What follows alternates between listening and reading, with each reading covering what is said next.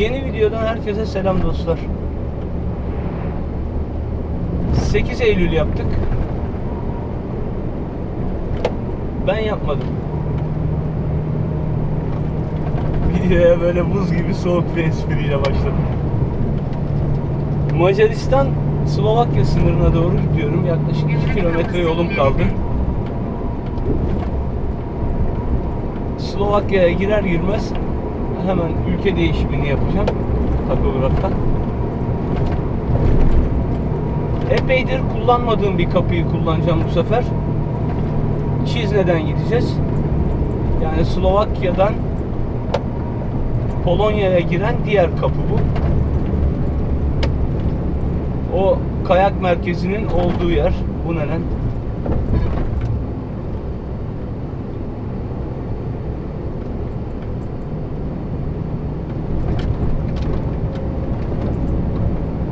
Radar mıydı o ya? Neyse, hızımız normal.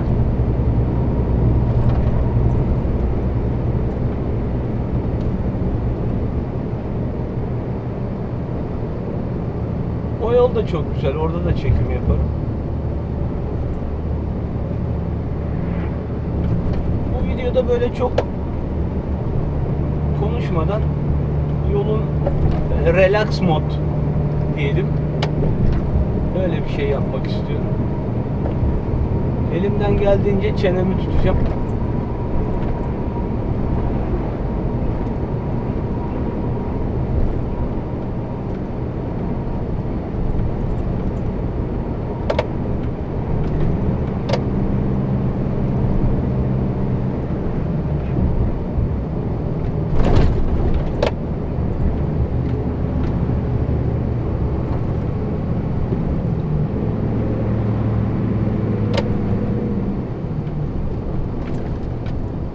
Sınır kapısına geldik.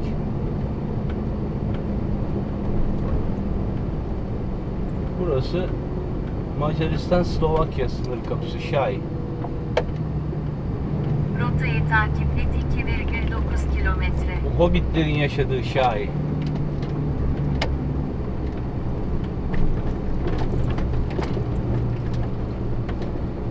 O filmi kaç kere izlediğimi hatırlamıyorum ya. O kadar çok izledim her bölümünü.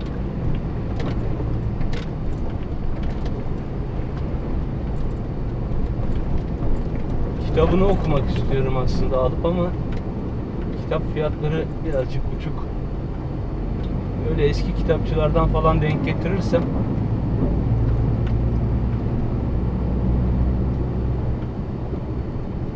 şimdi uygun bir yerde durup ülke geçişini yapacağım ama burada nerede yapacağız? Bu duracak yer.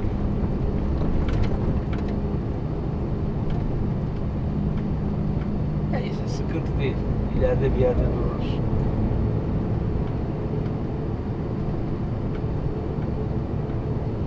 Hareket halindeyken ülke geçişini yapamıyorsunuz. Duruyor olmanız lazım.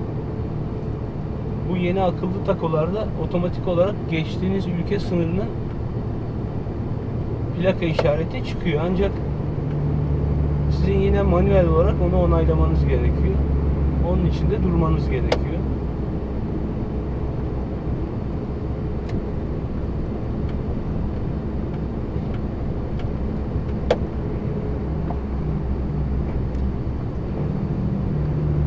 Artık Slovakya'dayız.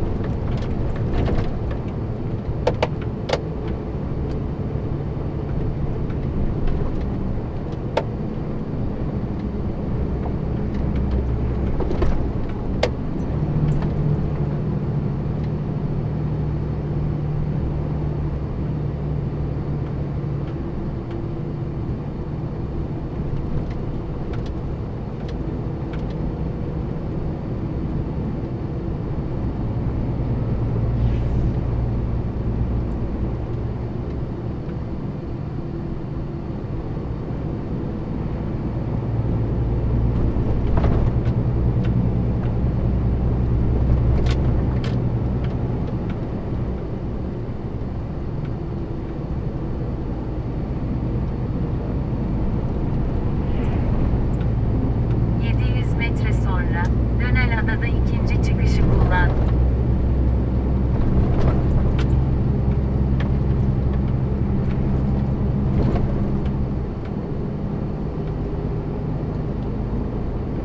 Bu servis Macar'daki 3 kantarın 3'ü de aldı beni.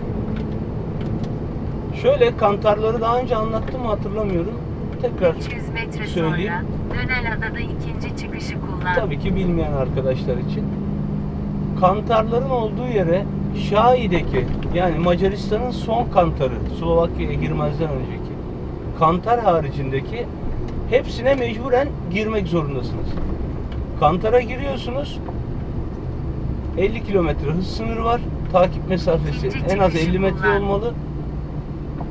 Kantara girdikten sonra karşınızda bir ışıklı tabela var. Mavi. Ok işareti var. Ok size düz otobanı gösteriyorsa kantara dönmüyorsunuz. Eğer mavi tabela içindeki beyaz ışık sağa doğru kantar yönünü gösteriyorsa Rotayı takip kantara et, girmek 67 zorundasınız. kilometre. Girmeme gibi bir şansınız yok. Hoplatırlar yani. Şurada hemen 2 dakika durayım. Geniş bir alan var. Hemen ülke geçişini halledeyim. Sıkıntı yaşamayalım. Tamamen durduk. OK'ye basıyoruz. Sürücü 1, araç sürücü 1. Başlanan ülke Slovakya. Giriş kaydedildi. Ateş.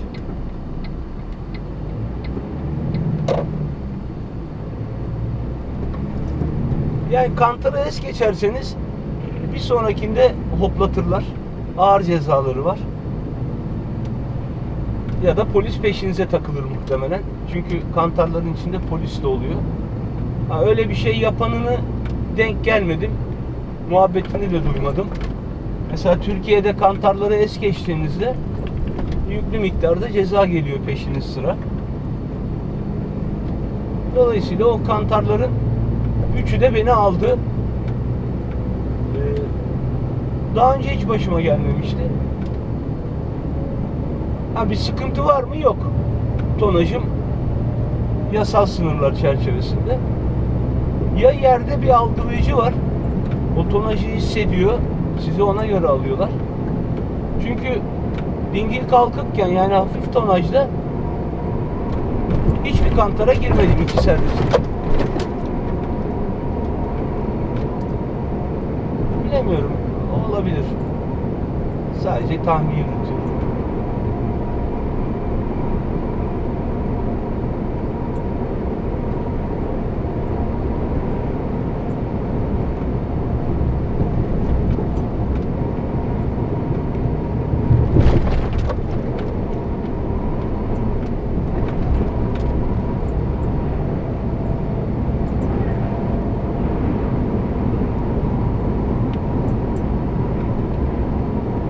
Servisten sonra şöyle 1 hafta kadar dinlenmek istiyorum. Patrona onu söyleyeceğim. İzmir'e döndüğümde 1 hafta diyeceğim, bana dokunma. Ya şeyi söyleyeceğim bir de. Şimdi yorum yapanların, videolara yorum yapanların bazıları nickname kullanıyor. Yani gerçek isimlerinde değil. Mesela Hüseyin abinin anlayabiliyorum, yani Hüseyin Yıldırım muhtemelen soyadı da. Ama bazı kullanıcılar nickname kullanıyor. Eğer sizin için sakıncası yoksa yorum yapanlar ismini yazarsa evet.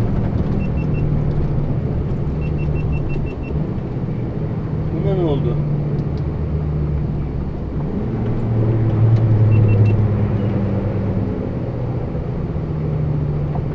Biraz ara vereceğim. Şarjı azaldı diğerini. Sonra kaldığım yerden devam edeceğim. Sanırım şarj toparlamıştır biraz. Kaldığımız yerden devam edelim.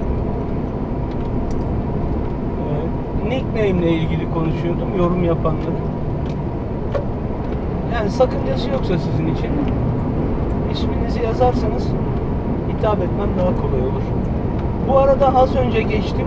Aklıma geldi, hemen onu da uyarısını yapayım. Yeni gelecek bu yollara, Avrupa yollarına acemi arkadaşlar için.